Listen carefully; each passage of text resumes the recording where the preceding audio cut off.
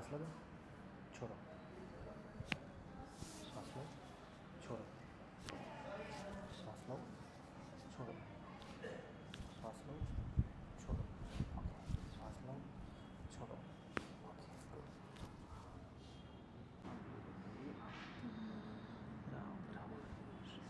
ઢીલું છોડો, relax, relax, છોડો, ગુડ, રિલેક્સ, આવો તો છોડો, ઢીલું છોડો,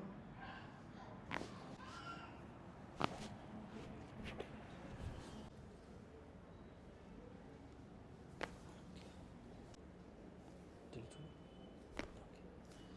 અહીંયા આવતા રહો.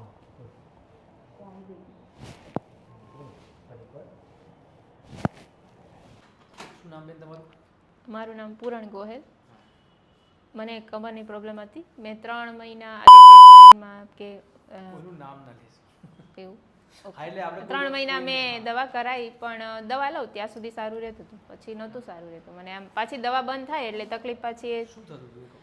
કમરમાં એકદમ આમ કમરમાં દુખાવો થતો હતો. હું બેસી નથી શકતી, અને આ એક સાઈડનો એક પગ મને આમ ઊભું જ નતા રહેવાતું. 2 રોટલી તો માંડ થતી મારાથી. અહીં આયા ત્યારે સિચ્યુએશન હતી? હા, અહીં આવી ત્યારે બી એવું જ હતું મને, કારણ કે મેં દવા બંધ કરીને એટલે મને પાછી એ તકલીફ થઈ ગઈ. 3 મહિના તો મેં લીધી એ દવા, 3 મહિના પછી પાછી એ તકલીફ વધી, એ ત્યાં ને ત્યાં જ આવી ગયું.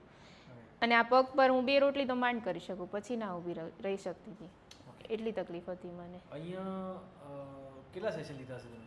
5 સેશન. આજે 5મું છે? આજે 5મું છે. 5 સેશનમાં રિઝલ્ટ શું છે?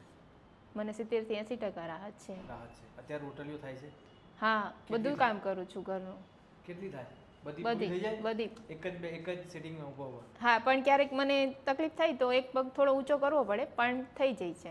આવી જાય છે. ચાલવામાં શું ફરક આવ્યો છે? ચાલી તો શકું છું. પહેલા હું ચાલી નહોતી શકતી, મારા બાબાને તેડી બી નથી શકતી. પણ હવે બેન તેડતા બી નહીં હમણાં. એટલે ક્યારેક તેડવું પડે મારે, એને તકલીફ હોય ને ત્યારે, બાકી તો મારી જોડે હોય ત્યારે એને ના તેડવી પડે મારે. તમે ક્યાંથી આવો છો?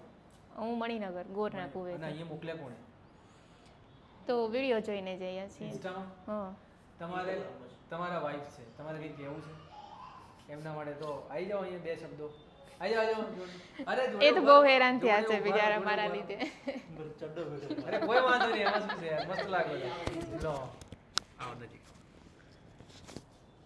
કંઈક એમની તકલીફ વિશે અહીંયા આયા અને એમને મટ્યું એ બાબતમાં તમારી જે જર્ની, જે યાત્રા રહી.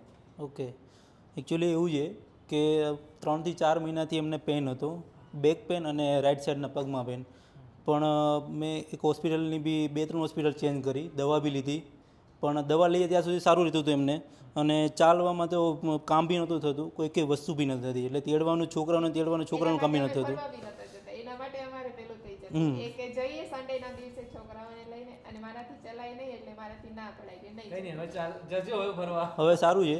એકચ્યુઅલી અમે હવે એ બધા ડૉક્ટરની તો સલાહ ને એ બધું દવા ખાઈ લીધી, પછી એકચ્યુઅલી અમે આવ્યા છીએ અહીંયા કષ્ટભંજનમાં.